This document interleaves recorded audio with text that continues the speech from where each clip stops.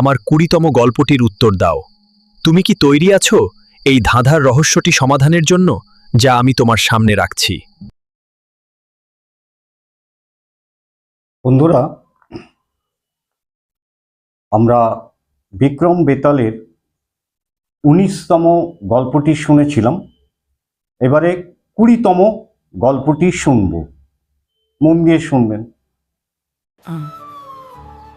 কে উনি? এই সুন্দর নারীটি কে? এগুলো থেকে শুধু বড়দের বা ছোটদের জ্ঞান বুদ্ধি হয় না, তা নয়। জ্ঞান বুদ্ধি তো আছেই। এই গল্পগুলি যদি শোনা যায় ঘরে বসে একটু সময় নিয়ে, নেগেটিভ পাওয়ার যদি থেকে থাকে সেই বাড়িতে বা কারুর ওপরে, সেগুলো কিন্তু কেটে যায়। আমি সংক্ষেপে এইটুকুনি বললাম। এটা পুরোটা জানতে গেলে দীর্ঘ সময় লাগবে। এই গল্পটি যাতা গল্প নয়। এগুলো বেতালকে জানা আছে আপনাদের, এবং রাজা বিক্রমাদিত্য কে ছিলেন তাও আপনাদের জানা আছে। পরে এ বিষয়ে আলোচনা করব। শুধু এইটুকুনি বললাম, এই গল্পগুলো শুধু পড়লে নয়, মন দিয়ে শুনলে পরে ঘরের মধ্যে সেই বাড়ির সমস্ত নেগেটিভ পাওয়ার দূরে সরে যায়। মিলিয়ে নেবেন কথাগুলো। তাহলে আজকে আমরা ২০তম গল্প শুরু করব। বিশালপুর নগরে অর্থদত্ত নামে এক ধনী বণিক বাস করতেন। কমলপুরবাসী মদন দাস বণিকের মেয়ের সঙ্গে অনঙ্গ মঞ্জুরির বিয়ে দিলেন। তাহলে অর্থদত্ত নামে এক ধনী বণিক বাস করতেন। কমলপুরবাসী মদন দাস বণিকের সাথে এই অর্থদত্ত মেয়ের অনঙ্গ মঞ্জুরির বিয়ে দিলেন।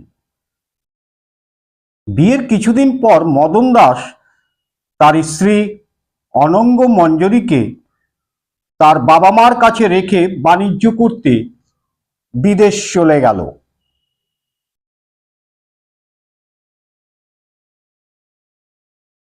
একদিন অনঙ্গ মঞ্জুরি জানলায় দাঁড়িয়ে রাস্তার লোকজন চলাফেরা দেখছিল।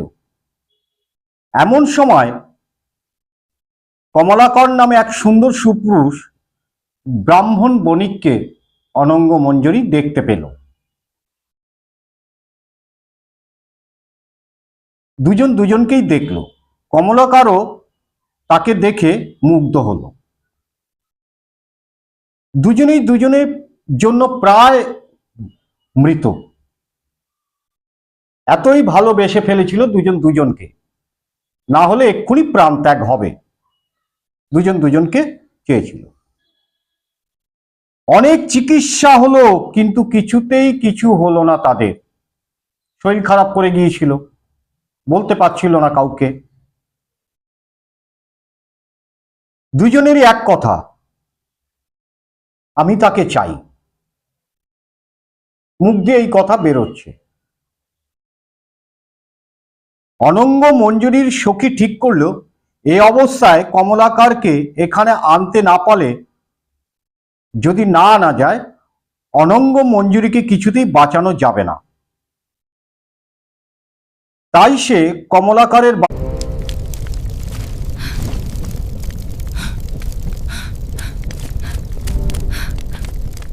বাড়িতে উপস্থিত হয়ে সমস্ত ঘটনা বলে তার সঙ্গে অনঙ্গ মঞ্জুরির কাছে যেতে বলল। অনঙ্গ মঞ্জুরির সখী সেই ছেলে ব্রাহ্মণ ছেলেটিকে ডেকে নিয়ে এল। কমলাকর সমস্ত শুনেই তখনই অনঙ্গ মঞ্জুরির সঙ্গে দেখা করতে ছুটল।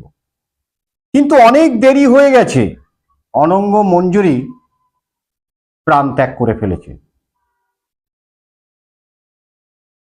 সে মারা গেল তাকে না পেয়ে।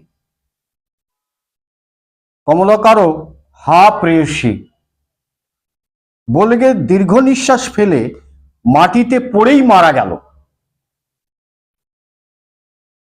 প্রথমে অনঙ্গ মঞ্জুরির মৃত্যু হলো, তারপরেই কমলাকারের মৃত্যু হলো।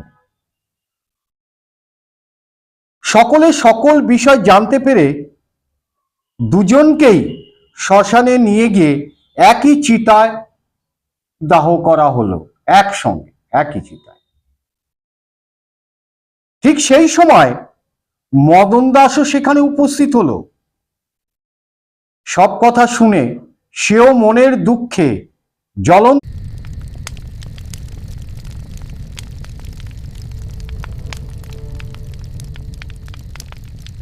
চিতায় ঝাঁপ দিয়ে প্রাণ ত্যাগ করল।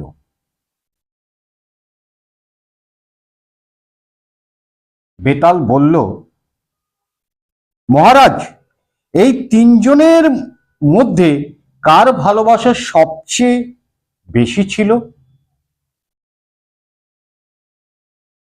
কমলাকার,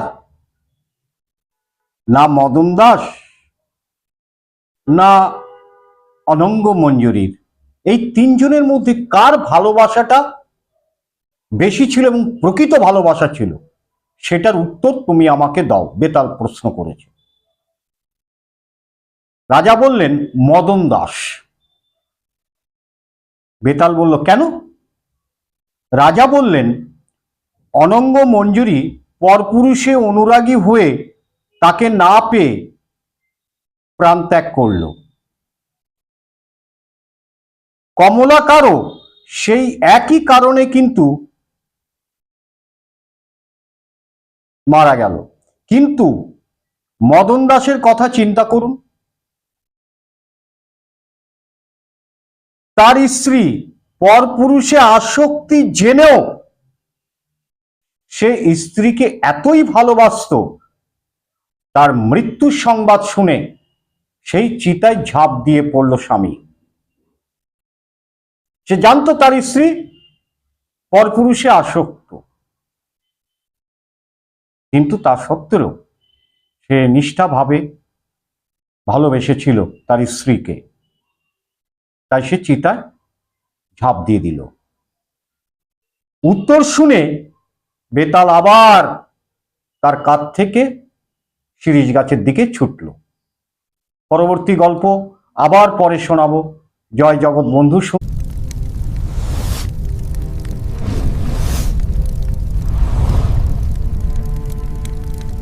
সুন্দর। জয় গুরুদেব।